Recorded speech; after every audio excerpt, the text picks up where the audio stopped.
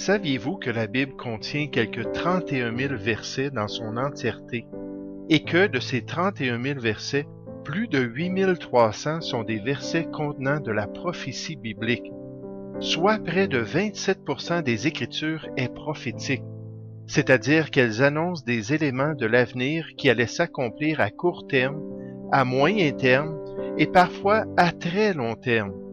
Par exemple, il y a des dizaines de versets qui prophétisent la première venue de Christ, dans son rôle de l'agneau de Dieu qui ôte le péché du monde, dans ce rôle de victime expiatoire pour les transgressions de l'homme, des textes bibliques spécifiques qui décrivaient le lieu de sa naissance, la ville dans laquelle il allait grandir, le genre de ministère qu'il allait accomplir, l'attitude d'Israël envers son œuvre, le rejet ultime de sa personne et de son salut par sa nation, et nécessairement sa mort et sa résurrection dans l'accomplissement du plan de Dieu.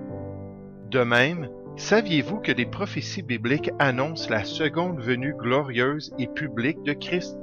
Plus de 1800 versets de l'Ancien Testament décrivent la venue et le règne mondial du Messie d'Israël. Dans le Nouveau Testament, plus de 300 versets confirment cette réalité future de l'influence du Messie sur l'avenir de l'humanité.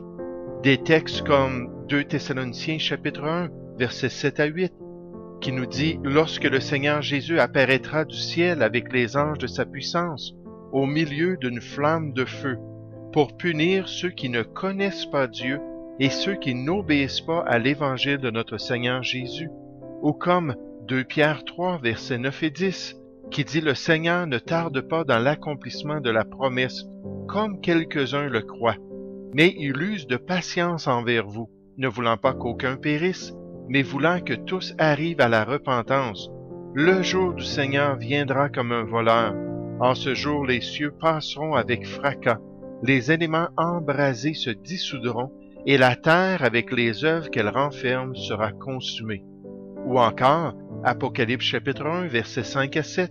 On nous dit de la part de Jésus-Christ, le témoin fidèle, le premier-né des morts et le prince des rois de la terre, à celui qui nous aime, qui nous a délivrés de nos péchés par son sang, et qui a fait de nous un royaume, des sacrificateurs pour Dieu son Père, à lui soit la gloire et la puissance au siècle des siècles. Amen.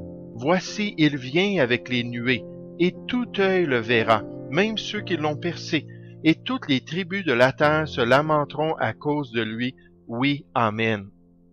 Avec toutes ces prophéties sur la première et la seconde venue de Christ, il n'est pas étonnant que les Écritures affirment que le témoignage de Jésus est l'esprit de la vérité, ou le témoignage de Jésus est le résumé du plan prophétique de Dieu pour l'homme et pour son avenir.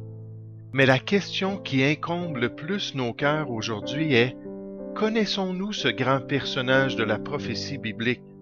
Avons-nous un jour compris son amour et son salut pour nous? Lui avons-nous fait une place dans notre cœur pour qu'il y habite et y domine dès maintenant? Saviez-vous qu'il vous appelle à lui en ce moment même? Pourquoi ne pas le recevoir dès aujourd'hui?